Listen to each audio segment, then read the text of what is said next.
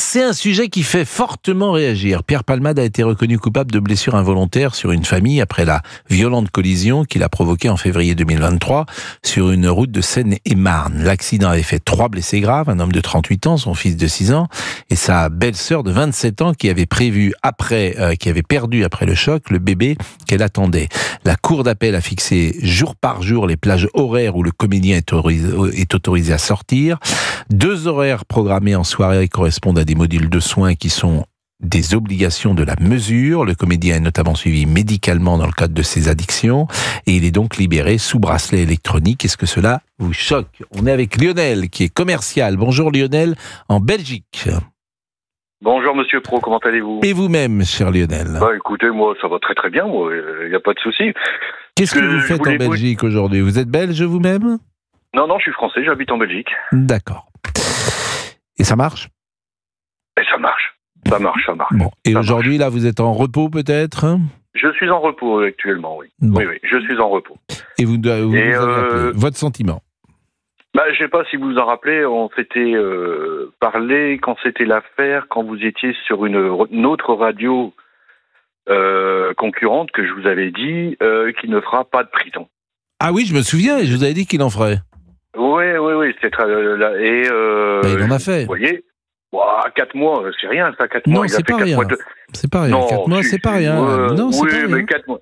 Déjà, premièrement, je suis vraiment choqué qu'il soit libéré. Parce qu'il aurait pu faire sa totalité de sa peine, soigner. Ça veut dire qu'il pouvait être soigné à l'intérieur. Parce qu'il n'a pas été soigné. Il a peut-être fait 4 mois de prison, mais il n'a pas été soigné.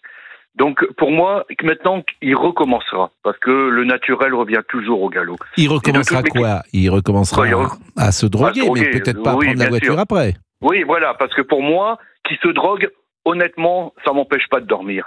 Mais qui prend le volant, pour moi, là, il est coupable. Il a été reconnu coupable.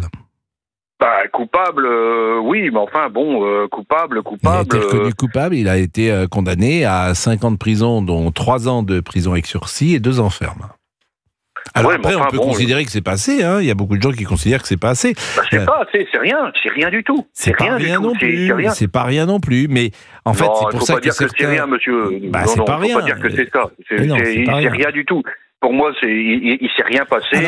Il a été pendant des mois à l'infirmerie bordé par 2 belles infirmières. Après, il est parti 4 mois en prison. Il a écrit des nouveaux sketchs. Et puis maintenant, il est en liberté. Bon. Selon vous, il aurait dû être condamné à combien de temps alors? 4 ans. C'était 2 et 2, c'est ça? Non, c'était 5 ans de prison ferme, dont 3 avec sursis.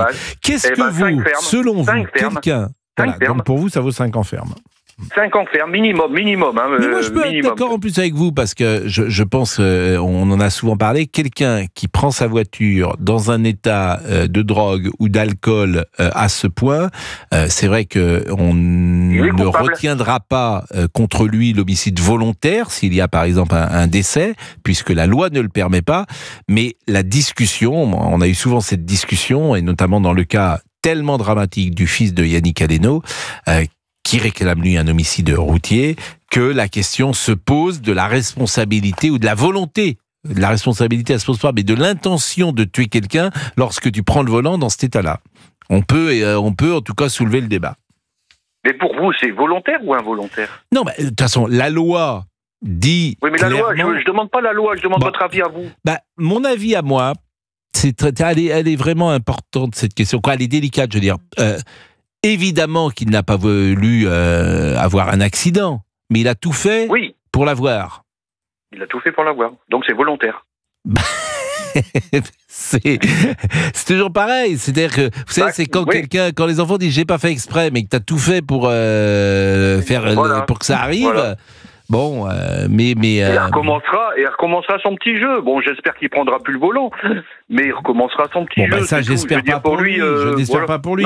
Non, je n'espère pas pour lui. Moi non plus, sincèrement. Je n'espère pas pour lui. J'ai pas envie de passion triste, parce que ce qui m'agace aussi dans ce climat, c'est le climat de lynchage qui existe aujourd'hui en France. Donc, je suis partagé parce que je déteste ça. le lynchage sur Pierre Palmade ou sur quelqu'un d'autre d'ailleurs. Donc je vois des passions tristes s'exprimer sur ce sujet et sur des gens qui, parce qu'il était célèbre, parce qu'il était glorieux, parce que effectivement il était parfois un peu donneur de leçons aussi sur certains sujets, se réjouissent de son malheur.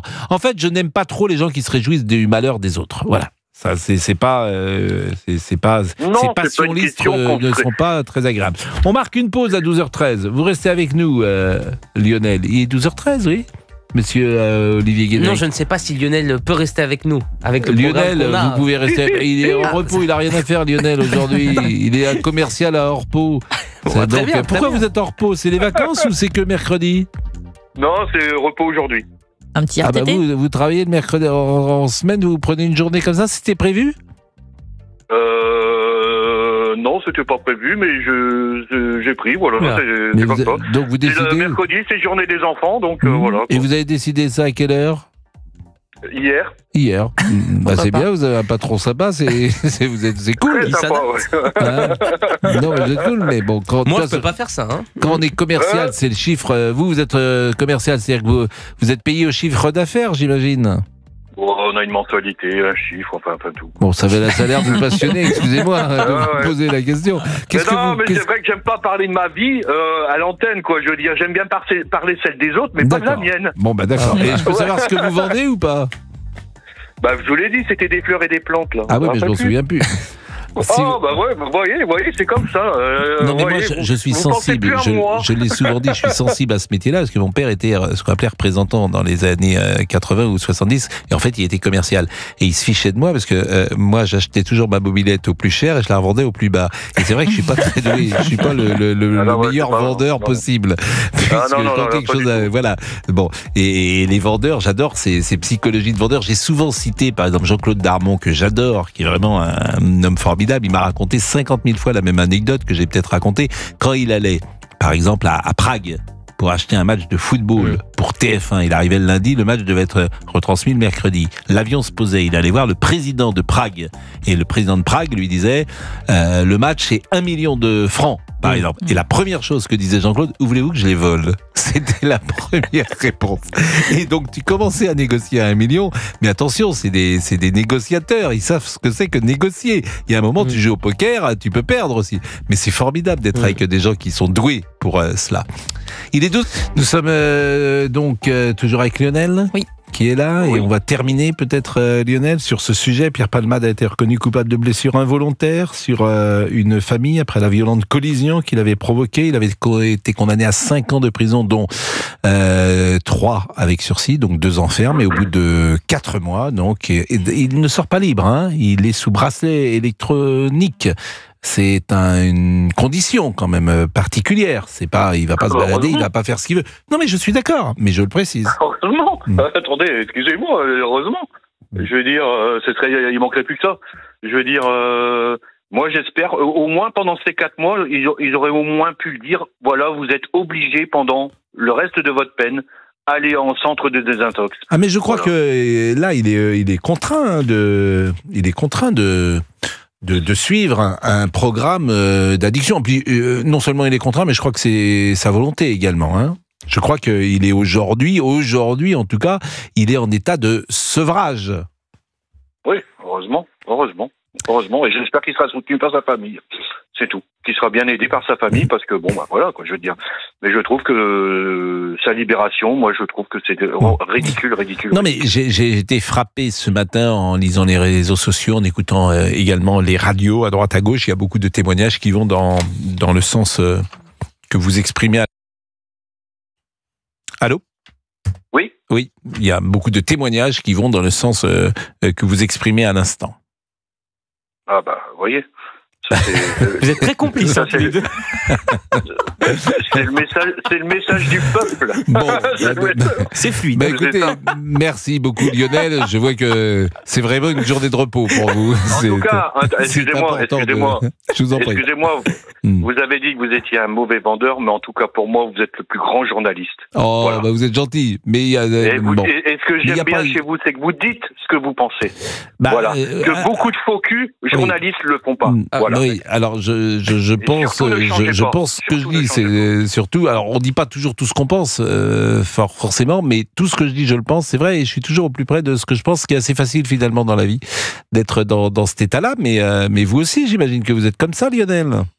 Bien sûr, mais bon, moi je suis pas médiatisé comme vous. Parce que bon, je veux dire, des fois ça doit être difficile pour vous quand même. Non, parce que quand on pense, vous savez, on pense des... Non, moi... C'est pas très difficile. Je vais vous dire, c'est pas très difficile si vous avez une hiérarchie qui vous soutient. C'est toujours pareil. Je dis souvent que ma liberté, c'est la liberté de mes patrons.